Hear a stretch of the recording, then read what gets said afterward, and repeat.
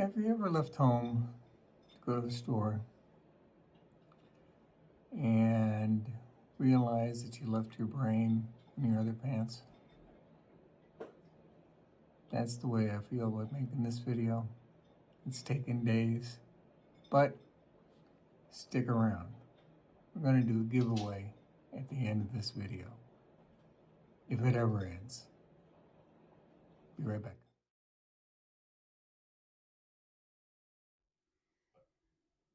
Hey, YouTube.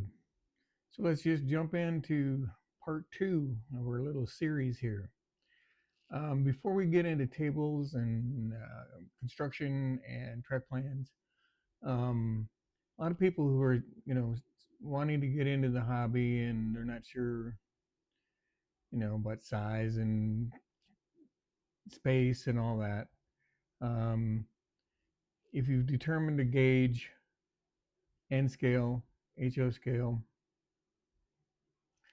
you've probably have started to buy some rolling stock, maybe some locos.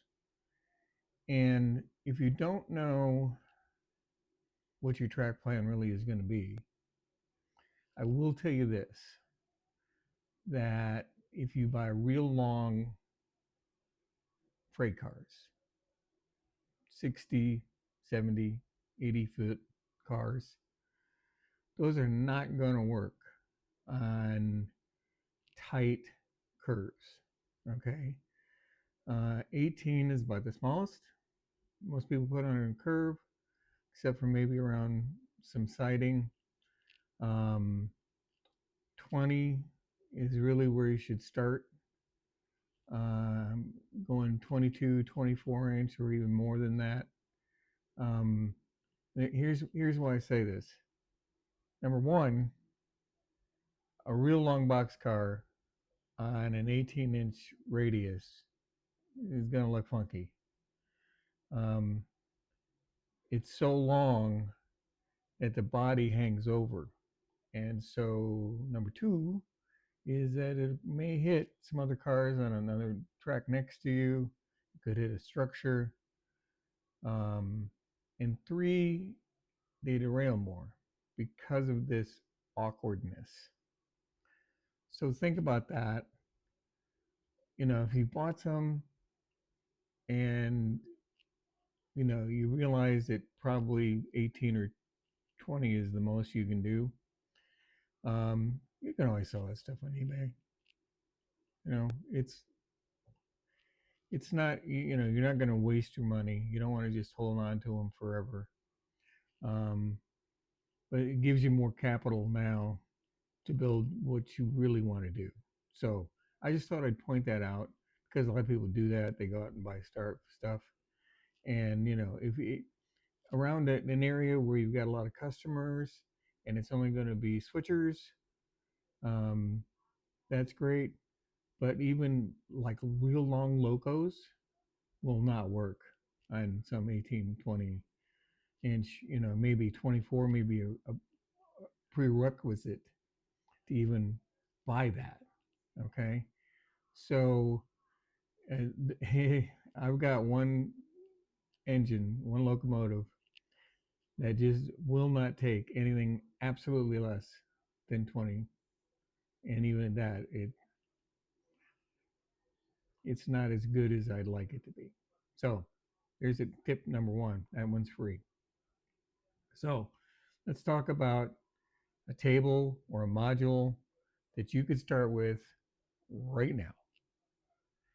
Um, there, you can build one, obviously, from lumber. I again suggest don't go out and, I know you got maybe have some 2x4s, but you can cut some of those down so that they're just not so big and clunky. If that's what you got, that's what you got, but don't go out and buy 2x4s because an HO, N scale, O scale really doesn't need all that lumber. Um, a 1x4 on its side, make sure it's nice and square. You put supports down through the middle of it, every 18 inches or so. Um, you can put a piece of masonite on top of it, a thin piece of plywood on top of that, and a lot of people will put foam on top of that. So that's just a little bit about construction. We'll probably get into that more later in another episode. But there's a real easy way to start having something to run now that you can maybe get for free or at a low cost. And that is what is called a hollow core door, and one that doesn't have like little, squares impressed into it is okay. But if you can find one that's just flat, these doors are very lightweight. They're not actually hollow inside. There is a honeycomb design that is made from cardboard or fiberboard, and it just gives it that strength that it needs. They start as small as 18 inches wide and go up to like 36. Common one is 24, 28. And don't run out to Home Depot first thing and buy one. Go to a salvage yard, talk to your friends and neighbors. Restore, which is um, Habitat for Humanity, they have these places called restores, and they sell these doors there. So you can look around. Like I say, somebody may have a door that they've taken off, put on a new door for whatever reason, and they'll probably give it to you for free, $10, $20. If you go to Home Depot or Lowe's, it's going to be $50 to start. Um, but if you can find one, you can set that down and get rolling today, right? Now they're 80 inches long. You can cut them down, but then seal wherever you've cut. You don't want to leave that just open.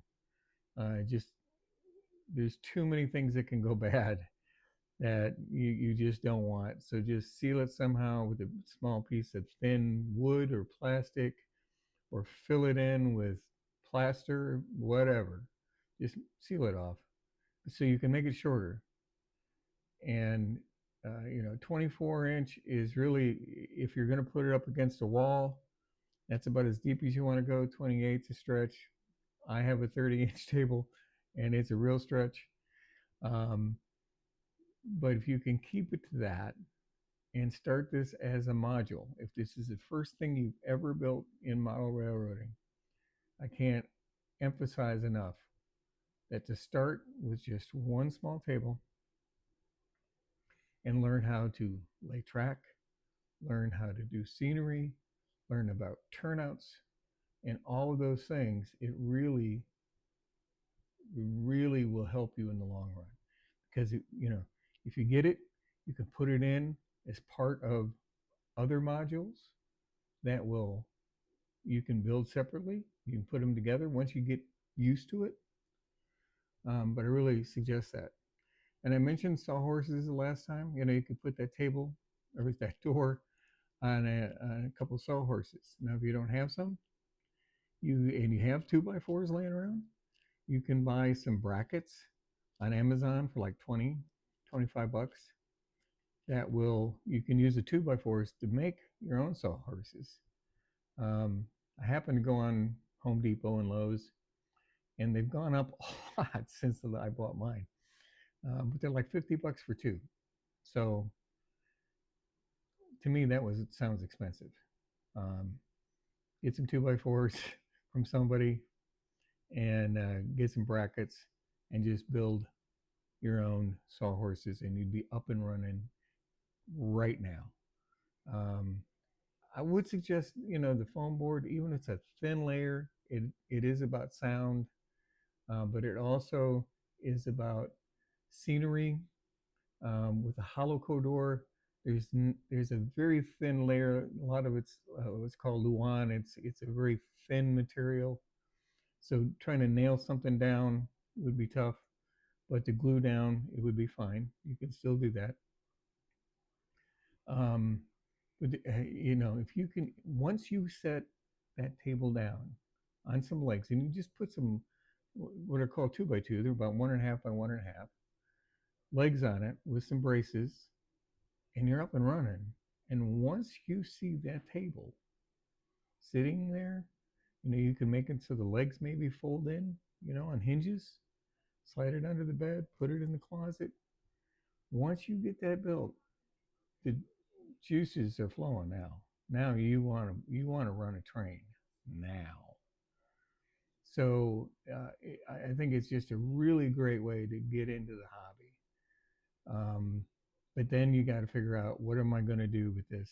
Where's the track going to come from? What am I, what should I buy? If you've never done this before, we talked about curves, radiuses, okay? We talk about turnouts, and like a number 4 turnout has a very tight curve in it on the track that goes off of it. Where number 6 or number 8, the higher the number, the more gentle the curve is going off of it. Okay, so for a customer, around a city, a number 4 with a switcher is going to be fine. But on main lines and stuff, you're going to want a bigger number, because it's there's a lot of bigger trains, bigger cars, and it just runs much smoother and looks more prototypical also. So what we're going to do now is we're going to look at just a few track plans that you can maybe do soon. You can build a module, do some switching. Now, I know everybody likes to watch trains go around, so do I. But I have learned that switching is a lot of fun, because it produces like a purpose for what you're building, but it also is a mind game. The way you set up your customers, the way you set out those turnouts to go to, ABC store, warehouse, and this and that, it makes it fun. And you have to think it through, not just, willy nilly. You can do willy nilly, but I did a video a while ago about switching out 2 places on my Mohawk town. And I left some empty cars back there. I went in, I pulled all the empties out, stuck them on the empties that I already stashed, excuse me, and then took the ones that needed to be delivered to those 2 customers, hooked back onto the empties, and then it was back to the yard I go. But it really is interesting. There's games you can play, rolling 8-sided dice thing, or a random number generator on your computer, and so that it makes it different every time that you do it. But anyway, let's get on to the track plans. Okay, a track plan. This one is perfect for what we were just talking about. This is on a 28 by 80 interior hollow core door. And, it's perfect. You've got plenty, you got a circle, you can run trains all you want, but then it's got 2, it looks like, 2 customers that you can use. Actually, yeah, it's probably got the other one's a yard track. But it's on a door. It's not very big, and it's perfect. I like the way they use sectional track on that, to kind of just show you what you're looking for. But really, I mean, this is what you could have. Get that door, sawhorses, legs, whatever. Slide on the bed, set it on top of the bed, and have this already done, which would just be awesome. So that's number one. Number two is kind of the same thing. This one's 8'6" though, by 2 feet 4 3/4 inches to be exact. And again, nice run around trains. Um, it's got one customer over there on the side at the top, and over here, and then down here, you've got another customer, and it's got a nice in and out going right out of it. Um, this doesn't have to be 8'6". This breaks into like 3 bigger tables and 1 smaller table on each end. So you could take a section out of this where it says Fort Morgan. Between those dotted lines, you could shorten that up and be golden. Be a great way to learn how to lay track, about turnouts, curves, everything. This is an N scale one. So you have a lot of space, a lot of scenery that you can add to that. I like the fact that he put a backdrop in the middle, that blue line there in the middle. That way, as you walk around it, you don't see the other side, and it makes, you're making scenes on everything you do on a model railroad. So it's great for you. It's great for visitors. So we're going to go on to another one. And this one is HO 4', 6.5 feet. And George only paid $500 to put all this together. It's got a nice loop, got a couple turnouts, got a couple customers, got a river going through it. I mean, you can't beat it, you know. And if you've got that kind of space, cut down a 4x8 sheet of plywood, get framing under it and legs under it, and you're off to the races. And this would be a great starter set right here. Now, when we get into a little bit bigger rooms, here's a great one. Doesn't have the loop around where the train could just run all day, but it's an A to B. It's an HO scale in a 9 by 11 foot room. And the interesting thing there is that circle in the middle is going down to a staging yard down below, which is a huge staging yard. I mean, a huge staging yard. He's got a nice big yard up on top. He's got customers and got a river flowing through it. So, and this could be built modularly. Start at one part, can be in the middle, can be on an end, whatever. And it would be real easy to make this track go around, instead of coming down from and going around this big circle here.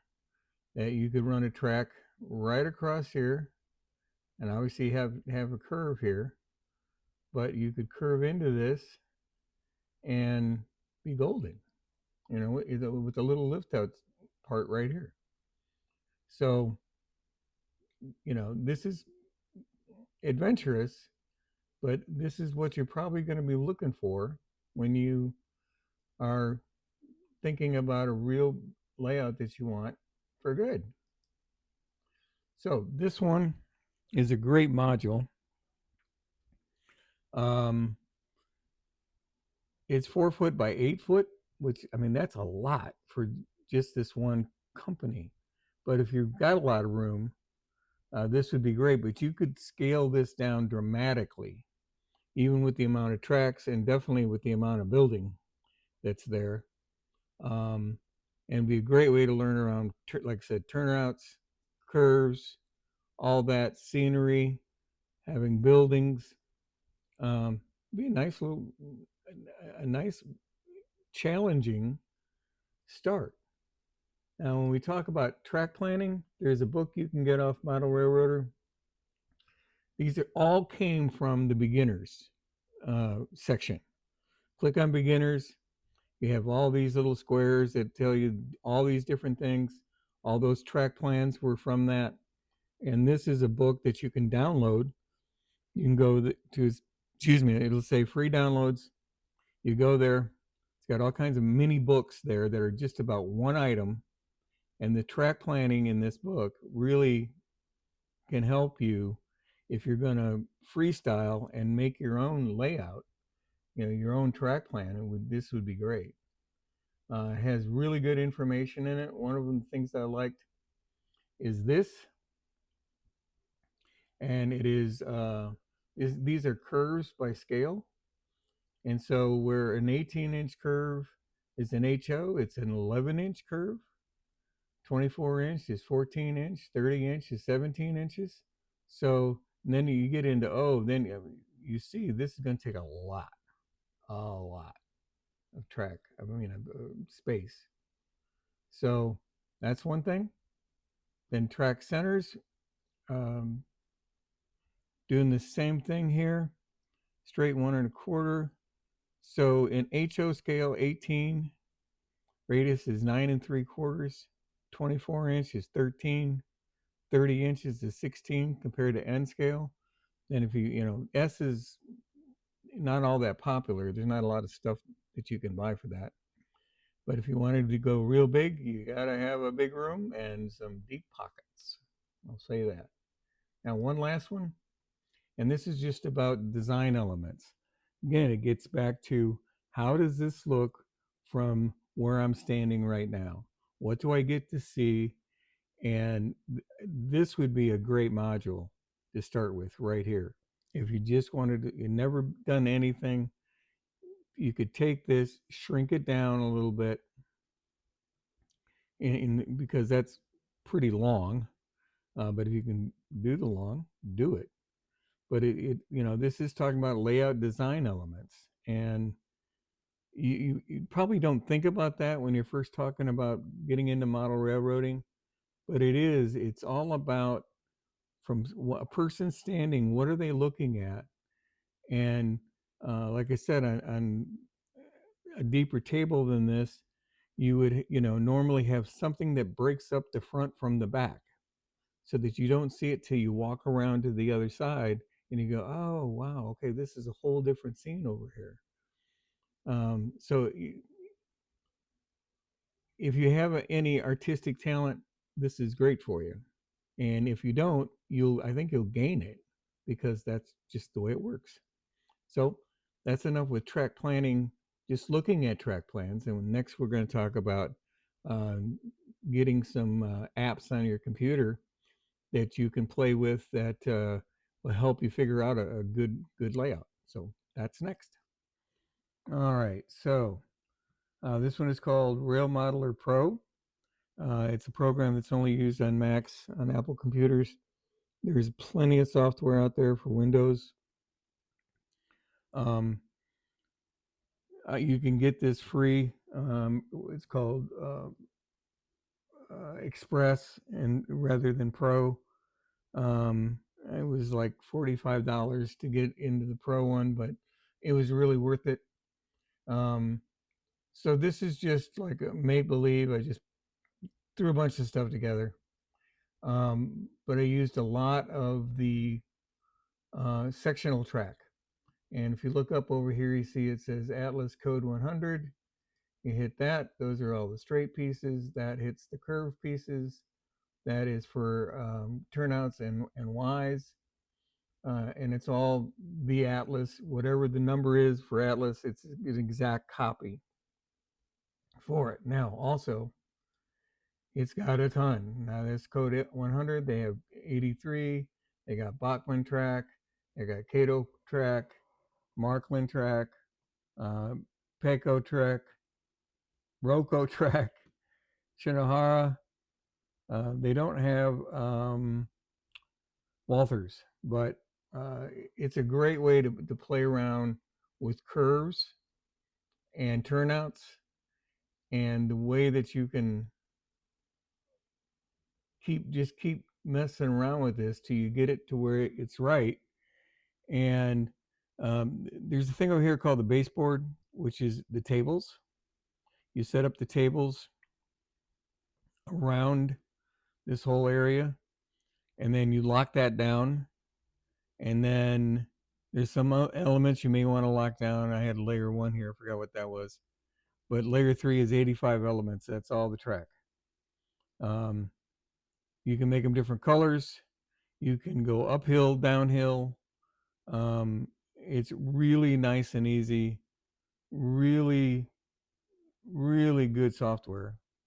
But this is just one way to make it easier rather than buying a bunch of track and putting all these pieces together and it doesn't work. Do it on here first, and then you can see how well that's going to work. Then go ahead and put it on the table, and it'll be really ready to go. And in this program also, there are layouts. There's a whole, I don't know, thousands and thousands. People send in their track plans, and some of them are completely ridiculous. People just like building track plans that aren't feasible, but there's a lot of good ones in there too. So it's another place where you have. So look at software, try some of the stuff for free, and if you like it, then you can buy it. And that is all for today. So it's finally over. I finished it. This is already my second take on this part. So it's just been one of those, man. But here was the deal to wait for it till the end. Um, I've got some T-shirts that I was testing here. One's like this, and I've got a extra large T-shirt as an extra. So if you want a T-shirt, great. Also got